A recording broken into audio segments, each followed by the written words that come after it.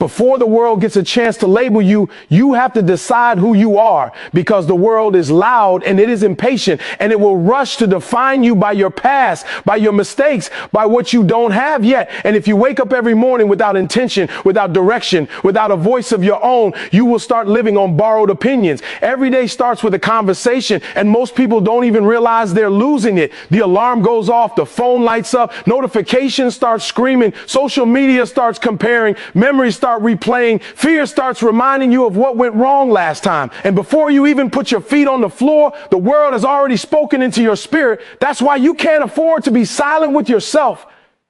You've got to speak before doubt speaks, before insecurity speaks, before your past speaks, because whatever voice speaks first usually speaks the loudest. Talking to yourself is not weakness, it's leadership. Every strong person you admire learned how to coach themselves when nobody else was around, when there was no applause, no encouragement, no likes, no validation. They stood in the mirror and told themselves the truth. They reminded themselves that they are still standing, that they are still breathing, that they are still capable. They didn't wait for the world to give them confidence. They built it internally, word by word, thought by thought. Because if you don't tell yourself you're capable, the world will gladly convince you that you're not. Your mind is a battlefield and silence is not neutral. If you're not filling your mind with purpose, discipline, and belief, something else will fill it for you. Fear doesn't need permission. Doubt doesn't wait for an invitation. Negative thoughts don't knock on the door. They just walk in and sit down like they belong there. That's why every day you have to remind yourself why you started, why you're still here, why quitting is not an option, why your story isn't finished yet. You have to speak strength even when you feel weak. Speak focus even when you feel distracted. Speak faith even when the results are not showing up yet. The world will try to talk you out of your dreams using logic, statistics, and other people's failures. It will tell you be realistic, to lower your expectations, to play it safe, to stay comfortable.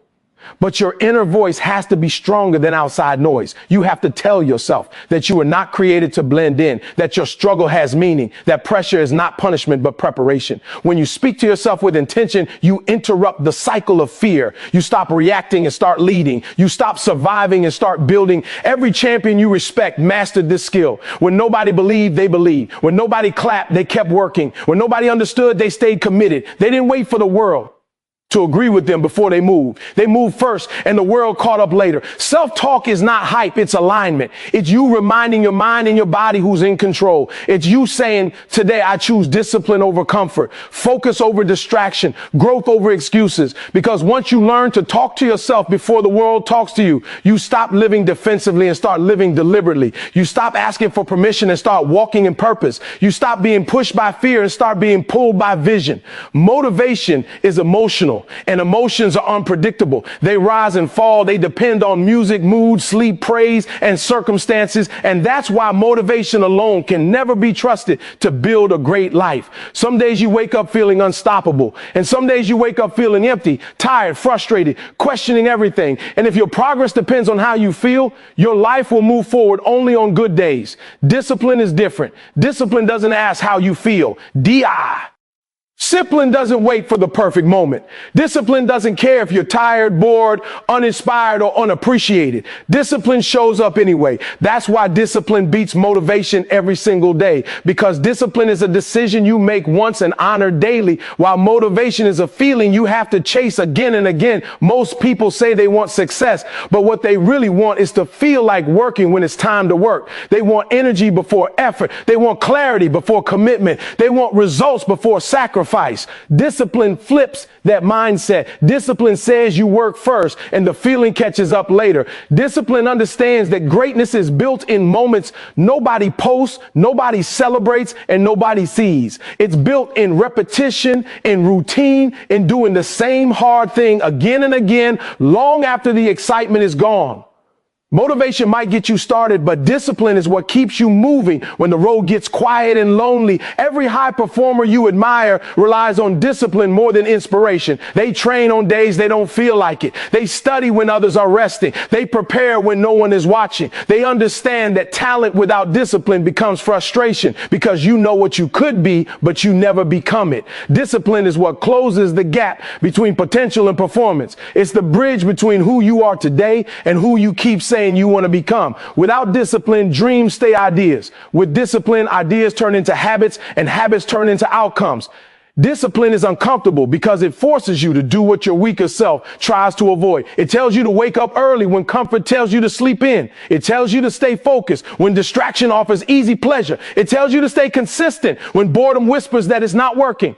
Discipline is not loud. It doesn't come with fireworks. It's quiet, repetitive, sometimes boring, and that's why most people avoid it. But that quiet work compounds. Small disciplined actions done daily stack up into massive results over time, while bursts of motivation burn out just as fast as they appear. The problem with motivation is that it's reactive. It reacts to circumstances. When things go well, motivation feels high. When things go wrong, motivation disappears. Discipline is proactive. Discipline decides in advance. It creates structure so you don't have to negotiate with yourself every day. You don't wake up asking if you feel like doing what needs to be done. You already decided yesterday. You already set the standard. And when discipline becomes your identity, consistency stops feeling like punishment and starts feeling like integrity, because you're simply keeping promises to yourself. Discipline is also how confidence is built. Real confidence doesn't come from words or affirmations alone. It comes from evidence. It comes from knowing you did the work even when it was hard. It comes from looking back and seeing proof that you don't quit when things get uncomfortable. Every disciplined action sends a message to your mind that you can be trusted. And when you trust yourself, fear loses its grip, because fear feeds on inconsistency. Discipline starves fear by replacing excuses with execution. People wait for motivation because they're afraid of starting without certainty. Discipline understands that clarity comes through action, not before it. You don't discipline yourself because you see the full picture. You discipline yourself because you believe the picture will become clearer as you move. Discipline teaches patience. It teaches delayed gratification. It teaches you how to stay committed to a process even when results are invisible. That's why disciplined people don't panic early. They don't quit too soon. They know the harvest always comes later than the planting. When discipline becomes your lifestyle, your environment changes, your circle changes, your stand.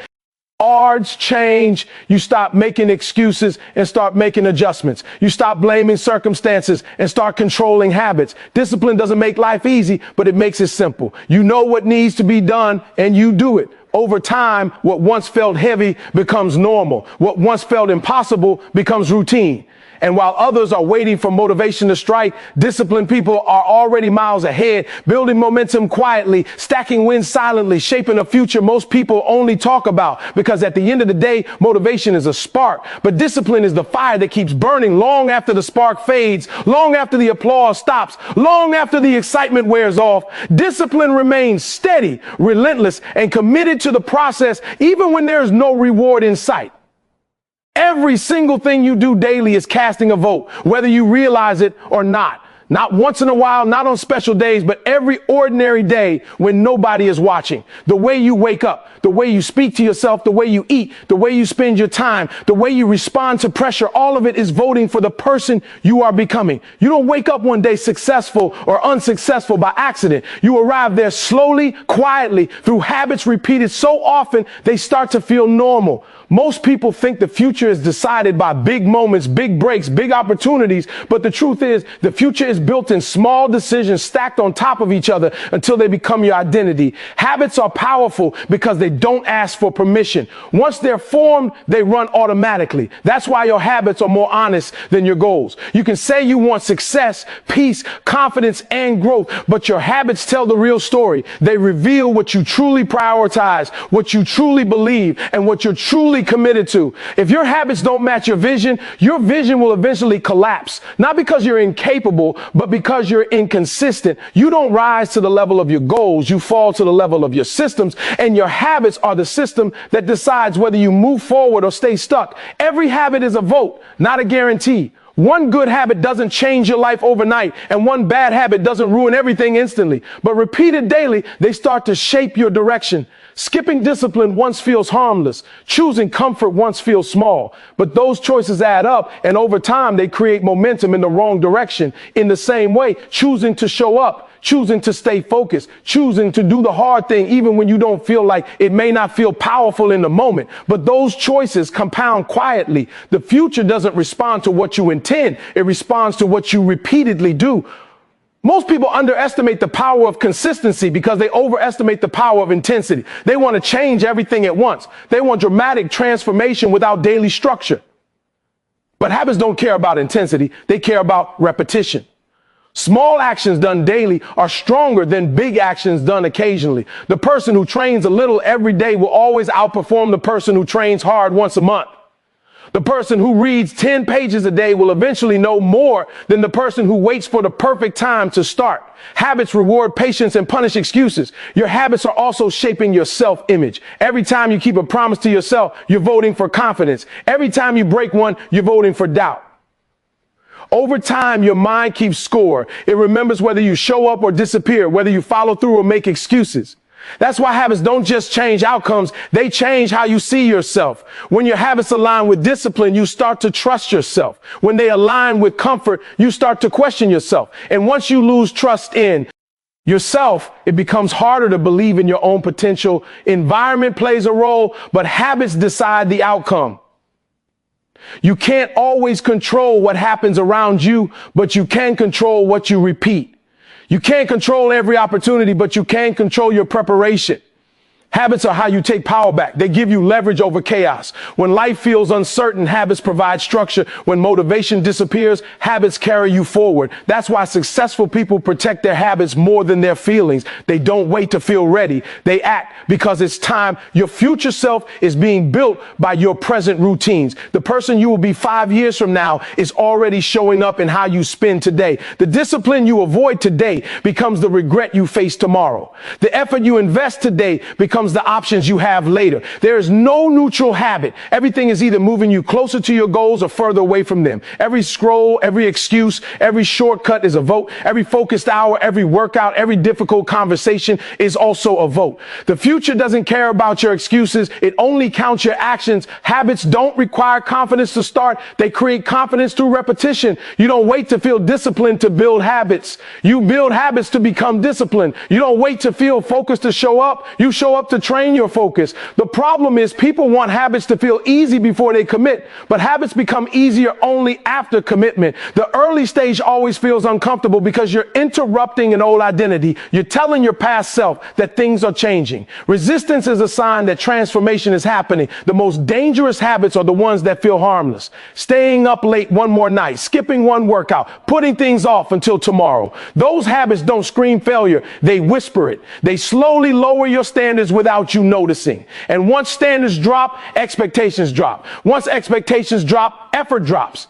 And eventually, potential dies quietly. On the other hand, powerful habits often feel boring. Waking up early, planning your day, practicing fundamentals, repeating the basics. But boring habits build extraordinary lives. You don't need perfect habits. You need honest ones. You need habits that match the future you say you want. If you want growth, your habits must include learning. If you want strength, your habits must include discipline. If you want freedom, your habits must include responsibility. You don't change your future by wishing, hoping, or waiting. You change it by voting daily through your actions. And the most important thing to understand is this. You don't need to win every vote, but you do need to win most of them. Because when enough votes are cast in the same direction, identity shifts, momentum builds, and one day you wake up living the life your habits have been quietly creating all along. Fear shows up right before growth because fear is the body's reaction to unfamiliar territory. It's not a warning that you should stop. It's evidence that you're about to step into something new. Most people misunderstand fear and treat it like an enemy, but fear is often a signal, a checkpoint that says you are no longer living on autopilot. The moment you decide to grow, to change, to demand more from yourself, fear appears because comfort is being challenged. If you weren't growing, fear wouldn't bother showing up at all. Fear only visits people who are standing at the edge of their next level. The problem is that many people let fear make decisions for them. They confuse fear with danger. And because of that confusion, they stay stuck in familiar pain instead of risking unfamiliar progress. They stay in jobs they hate, relationships that drain them, habits that limit them, not because it's good, but because it's known. Fear whispers lies and disguises them logic. It tells you to wait, to prepare more, to start later, to play it safe. And while you're waiting for fear to disappear, life is quietly passing you by. Fear doesn't leave when you avoid growth. It gets comfortable and builds a home there. Every major breakthrough in life requires you to walk through fear, not around it. Growth demands discomfort because it requires you to shed an old identity. The version of you that survives at the next level cannot be the same version that stayed comfortable at the last one. Fear is the resistance between who you are and who you're becoming. It's the tension of transformation. That's why fear feels physical. Your heart races, your mind overthinks, your stomach tightens because your system is preparing for change. Instead of running from that feeling, you have to learn how to interpret it correctly. Fear doesn't mean you're incapable. It means you're expanding. Look at every meaningful moment in your life and you'll find fear standing right there. The first time you tried something new, the first time you spoke up, the first time you took a risk, fear was present, but so was growth. The difference between people who evolve and people who stay the same is not the absence of fear. It's the willingness to move forward with fear in the room. Courage is not confidence. Courage is action in the presence of fear. And the more you act despite fear, the more fear loses its authority over your decisions. Fear thrives on imagination. It creates worst case scenarios and replays them on a loop. It exaggerates consequences and minimizes your ability to handle them. But fear is rarely accurate. It predicts failure, but ignores resilience. It focuses on what could go wrong and ignores how many times you've survived difficulty before. Fear forgets your track record. Growth requires you to remind yourself that you've handled hard things already, that you've adapted before, that you're stronger than the stories fear tells you at night. Standing at the door of growth feels uncomfortable because it demands responsibility. Growth means you can no longer blame circumstances, people, or timing. It means your life starts reflecting your decisions more clearly. Fear resists that accountability. Staying the same feels safer because it allows excuses. Growth removes hiding places. When you step forward, your effort matters more. Your discipline matters more. Your choices matter more. Fear tries to protect you from that pressure, but pressure is not punishment. It's preparation. Diamonds are not formed without it. Fear also shows up because growth requires vulnerability. It asks you to be seen trying, risking, learning, possibly failing in public. The ego hates that. The ego prefers perfection or nothing, but growth lives in progress, not perfection. Fear tells you to wait until you're ready, but ready is a myth. Readiness comes after repetition, not before it. You don't feel ready and then act. You act and slowly become ready through experience. Growth doesn't respond to confidence. It responds to commitment. The door of growth is rarely labeled clearly. It doesn't come with guarantees or instructions. It comes with uncertainty. Fear fills that uncertainty with doubt, but uncertainty is also where opportunity lives. If the path was obvious, everyone would take it. Fear filters out the uncommitted. It tests how badly you want change. It asks whether you're serious or just interested. Those who turn back let fear decide their limits. Those who step forward redefine them. Fear becomes dangerous only when you obey it, when you listen to it without questioning it, when you let it talk you out of experiences that could stretch you. But when you use fear as information instead of instruction, it becomes useful. You start to recognize patterns. You realize fear always shows up before something meaningful, before growth, before elevation, before purpose. And instead of asking, how do I get rid of fear, you start King, what is this fear pointing me toward? Growth is not comfortable, calm, or predictable. Growth is awkward, uncertain, and demanding. It requires faith in your ability to figure things out along the way. Fear wants proof before movement. Growth requires movement before proof. That's why standing at the door of growth feels heavy. You're being asked to trust yourself without guarantees. You're being asked to step forward before the path fully reveals itself. The people who change their lives are not fearless. They are fear aware. They recognize fear as part of the process, not a reason to quit. They stop waiting for fear to disappear and start training themselves to move anyway. Over time, fear loses its grip because it realizes it can no longer control your actions. And once fear stops controlling you, growth accelerates because nothing expands your life faster than repeatedly walking toward the very things that once tried to stop you. Standing at that door, feeling the fear and choosing to turn the handle anyway. Purpose is not a feeling you stumble upon when life becomes easy. Purpose is a responsibility that calls you when life becomes demanding. Everyone wants purpose because purpose sounds inspiring, powerful, meaningful, but very few people are willing to pay the price that purpose requires. Purpose is expensive. It costs comfort. It costs convenience. It costs sleep, ego, approval, and sometimes relationships. That's why excuses are so common, because excuses are cheap and sacrifice is not. Excuses protect your comfort. Purpose challenges it. The moment you decide to live on purpose, life stops negotiating with you and starts demanding more from you. Most people say they want purpose, but what they really want is results without resistance. They want impact without inconvenience. They want calling without commitment. Purpose doesn't work like that. Purpose demands that you show up even when it's uncomfortable, even when it's inconvenient, even when no one understands what you're doing.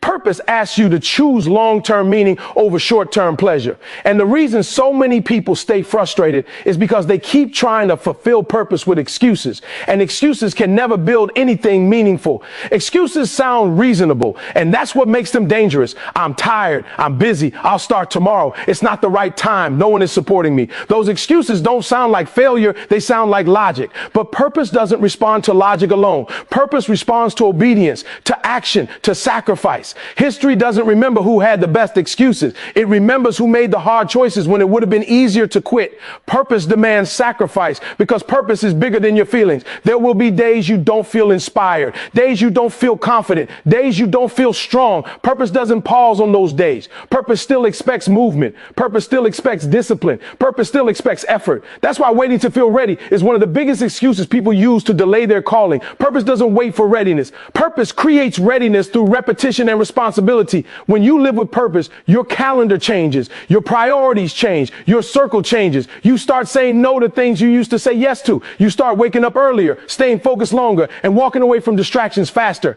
Not because you're better than anyone else, but because purpose demands alignment. You can't live a distracted life and expect a purposeful outcome. Sacrifice is the process of aligning your daily behavior with your deeper mission. Excuses keep you attached to who you used to be. Sacrifice pulls you toward who you're meant to become. Excuses explain why you stayed the same. Sacrifice explains how you changed. Every level of purpose requires a new level of sacrifice. What got you here will not get you there. The habits that worked will eventually become limitations if you don't evolve.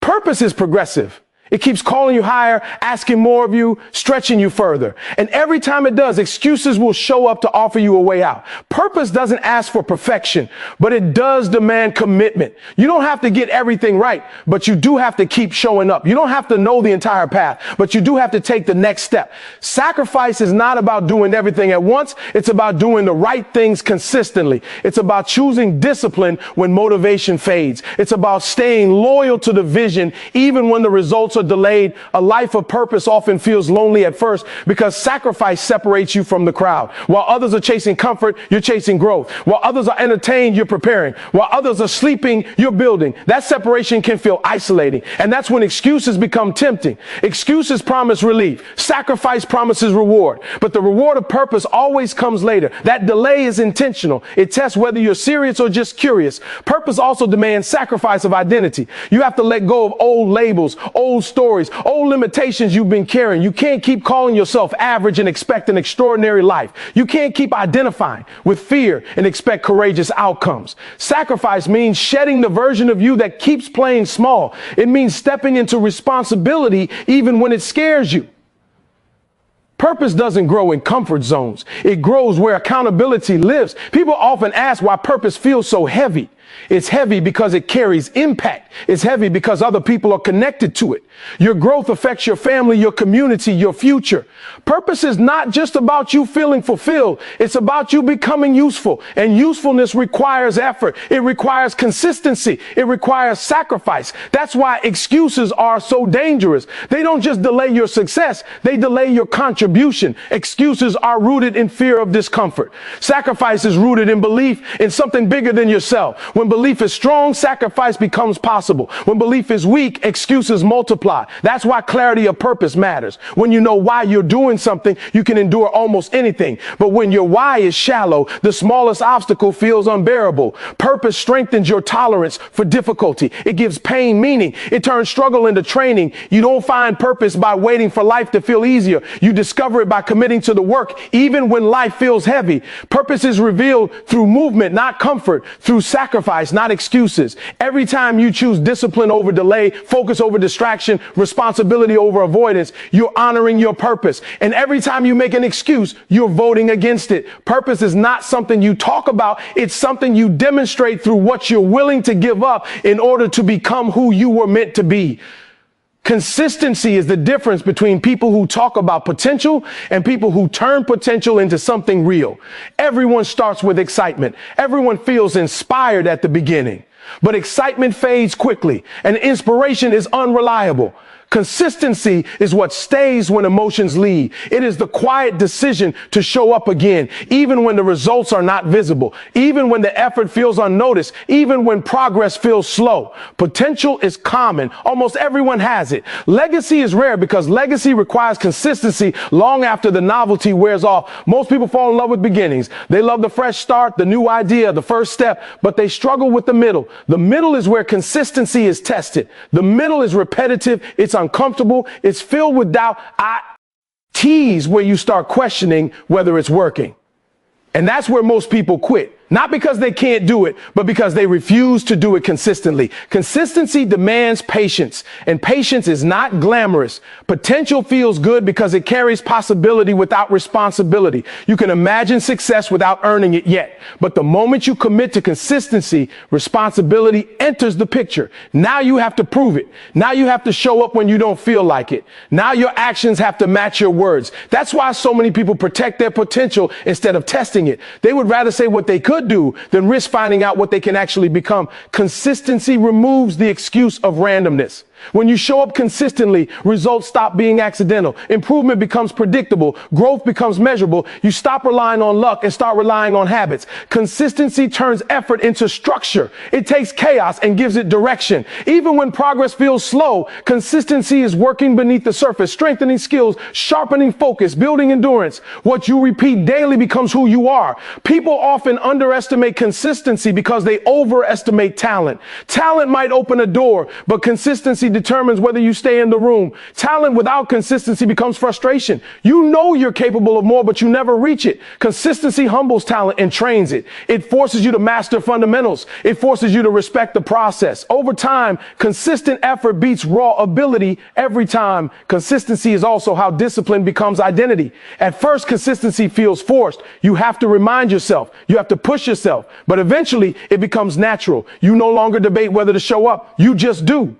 That's when consistency stops feeling like effort and starts feeling like alignment. You're no longer trying to be someone else. You're becoming who you said you wanted to be. Legacy is built in ordinary moments repeated over years, not in viral moments, not in shortcuts, not in overnight success stories. Legacy is built when nobody is watching, when there is no applause, when the work feels boring. The reason legacy lasts is because it's rooted in consistency. It's supported by years of discipline stacked quietly on top of each other.